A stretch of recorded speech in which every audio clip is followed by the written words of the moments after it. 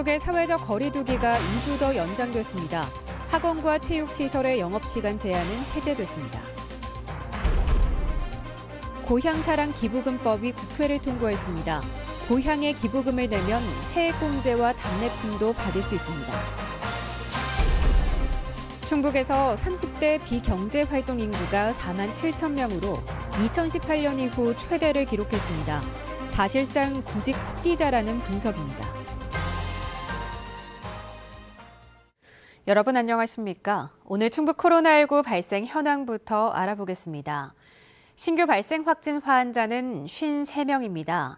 지역별로는 청주 23명, 충주 4명, 음성 13명, 진천 12명, 증평 1명이 확진됐습니다.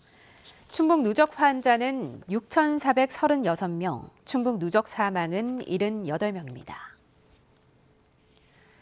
정부의 방역체계 개편을 앞두고 오는 4일 0시부터 2주 동안 충청북도 사회적 거리두기 3단계가 일부 완화됩니다.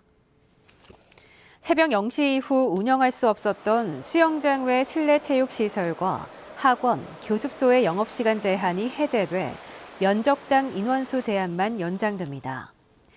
16명까지만 가능했던 돌잔치 참석 인원을 백신 접종 완료자 33명을 추가해 49명까지 늘렸고 결혼식장 참석 인원도 접종 완료자의 예외를 둬 식사를 제공할 경우 현재 49명에서 99명까지, 식사 미제공이면 199명까지 허용하기로 했습니다.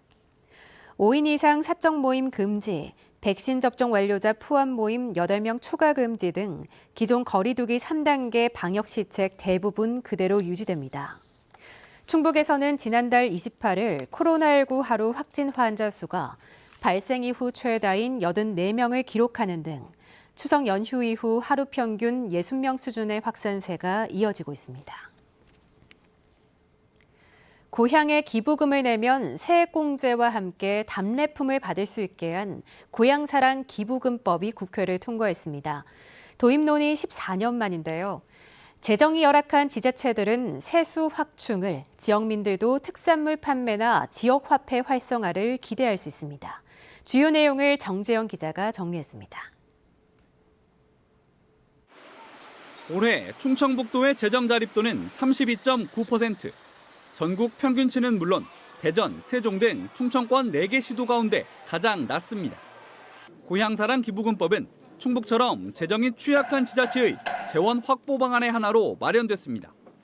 주소지가 아닌 광역 기초지자체에 기부금을 내면 10만 원까지는 전액, 그 이상 금액에는 16.5%의 세액 공제 혜택을 주는 제도입니다. 또 기부액의 30% 한도 내에서 해당 지자체의 특산품이나 지역 화폐 등이 답례로 제공됩니다. 앞서 고향 납세제를 도입한 일본의 경우 시행 13년 만에 기부액이 82배나 늘어난 만큼 우리 지자체들도 이번 법 제정에 큰 기대를 걸고 있습니다. 인구 유출로 어려움을 겪는 지자체일수록 출향민이 많아 큰 효과를 볼 수 있습니다. 답례품 시장이 형성돼 지역 특산물 판매가 증가하고 지역 화폐 사용을 위한 고향 방문도 늘어날 전망입니다. 다만 법 제정을 요구해온 농어촌 지역 목소리와는 달리 한 사람당 연간 500만 원으로 기부액 한도를 뒀습니다. 사실 이 정도 가지고서는 크게 기대하기 어렵다 이런 생각이 듭니다. 그래서 앞으로 이런 점을 더 보완해서 일본의 사례처럼 앞으로 성공적으로 정착시켜 나가는 것이 하나의 또 과제다 이렇게 생각합니다. 모금 대상과 방법도 엄격히 제한됩니다. 일단 법인과 해당 지자체 주민, 지자체와 업무, 고용, 계약 등의 관계가 있는 경우는 기부할 수 없습니다. 공무원 역시 하급자를 포함한 누구에게도 모금을 강요하거나 적극적으로 권유할 수 없습니다. 또 출향민들의 집을 직접 찾아가거나 전화와 문자 메시지, 이메일 등을 보내 모금할 수 없습니다. 부작용을 막기 위한 건데 적발된 지자체는 최대 1년 동안 기부금을 받을 수 없고 3년 이하의 징역 또는 3천만 원 이하의 벌금 등의 처벌을 받을 수 있습니다. 기부금은 복지, 문화와 의료, 공동체 활성화 등에만 써야 하고 접수 현황과 운용 결과는 매년 공개될 예정. 기부금법 관련 세부 사항은 시행령과 조례 제정 이후 정해집니다. 어떻게 사용이 돼야 될지에 대한 그런 논의, 기금관리위원회도 구성을 해야 되고 또 주민들이 원하는 사업의 이체원이 투명하게 집행이 될 수 있도록 그런 시스템적인 보완들을 해야 될 그런 단계가 남아 있는 겁니다. 지방재정 확충과 기부 활성화라는 두 마리 토끼를 잡을 수 있을지 고향사랑 기부금법은 2023년 1월 1일 시행됩니다. MBC 뉴스 정재영입니다. 청년들의 취업난 어제 오늘 일은 아니죠. 그런데 엎친 데 덮친 격으로 코로나19 상황까지 길어지면서 고용시장은 더 최악입니다. 충북의 30대 비경제활동 인구가 4만 7천 명으로 2018년 이후 최대를 기록했는데 사실상 구직 포기자라는 분석입니다. 보도에 김영애 기자입니다.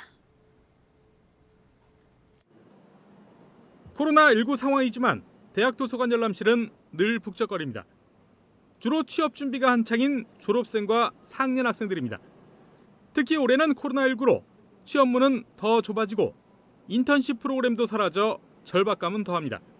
사람을 많이 안 뽑으니까 그거에 대해서 준비하는 것도 어렵고 요즘 다들 준비를 많이 해야 되니까 그 수준이 높아져서 제가 준비해야 될 것도 많아지고. 길어지는 고용 한파에 올해 충북대에서만 200명 가까운 학생이 졸업을 미뤘고 대학원행을 택하는 학생도 늘고 있습니다. 코로나19 때문에 인턴이나 이런 거 뽑는 게 확실히 줄었다고 알고 있어요. 그래서 졸업을 미루고 자격증으로 더 확실히 해두고 이제 이력서를 내보자라고 많이 생각하고. 실제로 지난 8월 기준으로 충북에서 구직 활동도 하지 않고 쉬고 있는 비경제 활동 인구는 48만 7천 명. 지난 5월 이후 석 달 연속 상승세입니다. 문제는 비경제 활동 인구가 30대를 중심으로 늘고 있다는 점.